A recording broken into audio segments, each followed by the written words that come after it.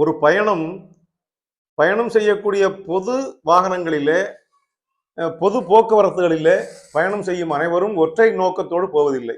இதை மிக தெளிவாக நினைவைத்துக் கொள்ள வேண்டும். மக்கள் தொகை மிகுந்த நாட்டிலே நாம் பயணம் செய்து கொண்டிருக்கிறோம். ஒரு பஸ்ல ஏறினோம்னா 60-70 பேர் இருக்கிறாங்க. ஒரு ட்ரெயின்ல ஆயிரக்கணக்கான பேர் போறாங்க. எல்லோரும் ஒரே நோக்கத்தில் போவதா இருந்தால் அது உல்லாச பயணம். இங்கிருந்து காஷ்மீர் வரைக்கும் போனா கூட எல்லோரும் ஜாலியா சந்தோஷமா போவாங்க. ஒரு என்ஜாய்மெண்ட்டுக்காக போவாங்க. ஊட்டிக்கு போனா அப்படி போகலாம். அப்ப எல்லோருடைய நோக்கமும் ஒன்றாக இருந்தால் அந்த வாகனத்துக்குள்ளே, அந்த வண்டிக்குள்ளே, அந்த பஸ்ஸுக்குள்ளே நாம் ஏதோ ஒரு பாட்டை போட்டு உல்லாசமா ஆடிக்கிட்டே போகலாம். ஆனால் இந்த பொது பேருந்து இருக்கு பாருங்க, அதுல போறவன் 60 பேரும் 60 நோக்கத்துல போறான். 10 பேர் தொங்கிக்கிட்டு போறான், 50 பேர் உட்கார்ந்துட்டு போறான். ஆளாளுக்கு ஒரு நோக்கம் இருக்கிறது. ஒருவன் தேர்வு எழுத வேண்டும் என்று இங்கிருந்து மதுரைக்கு போயிட்டு இருக்கான். அந்த பயணப்படுற ஒரு 3 மணி நேரத்துக்குள்ள எதையாவது படிச்சுட்டு போகலாம்னு பையன் படிச்சுட்டு போறான். ஒரு பையன் உட்கார்ந்து படிச்சதெல்லாம் மனசுக்குள்ளே ஓட்டி ஞாபகப்படுத்திட்டே போறான்.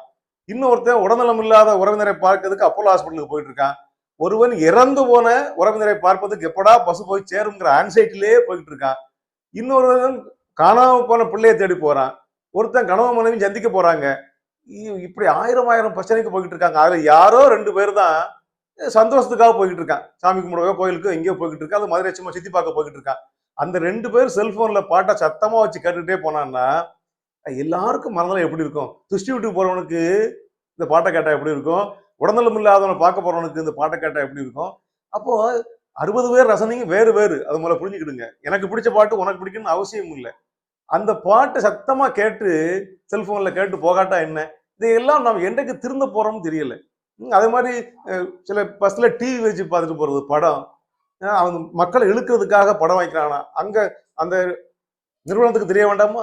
பஸ்ல போறவங்கலாம் 1000 பிரச்சனையோட போறான்னு சொல்லி அந்த கண்டக்டருக்கு என்ன இஷ்டமோ, டிரைவருக்கு என்ன இஷ்டமோ, அவர் யாருக்கு ரசிக்கிறோ அந்த படத்தை போட்டே போவாங்க. இதையெல்லாம் நம்ம மேல் திணிக்கப்படுகிறது. தேவையில்லை. வேண்டாத மனநல பிரச்சனையை உண்டாக்கிட்டு பஸ்ல உட்கார்ற வரைக்கும் எப்ப இறங்குவோம்னு 20 பேர் உட்கார்ந்துருப்பான். நானே அத்தை செத்து போயிட்டான்னு போய்கிட்டு இருக்கேனே, இங்க துஷ்டி சீனை போட்டுட்டு இருக்கானே, இங்க ஆட்டம் போட்டுட்டு இருக்காங்களே, இப்படி எல்லாம் வெறுத்து போற உணர்வு உண்டு. இதனாலதான் கேரள அரசாங்கம் இந்த மாதிரி பேருந்துகள்ல சத்தமாக பாடலை கேட்பதற்கு தடை போட்டிருக்கிறார்கள். கேட்க வேண்டுமானால் அடுத்தவனு கேட்காம காதல மாட்டி வேணா கேட்டுக்கோ, பலமாக ஒளிபரப்பி கொண்டே வரக்கூடாது என்பது போல ஒரு ஆணை பிறப்பதற்கதாக செய்தித்தாளை பார்க்கும்போது மகிழ்ச்சியாக இருக்கிறது. இது நமக்கு வரணும் என்று ஆசையா இருக்கிறது.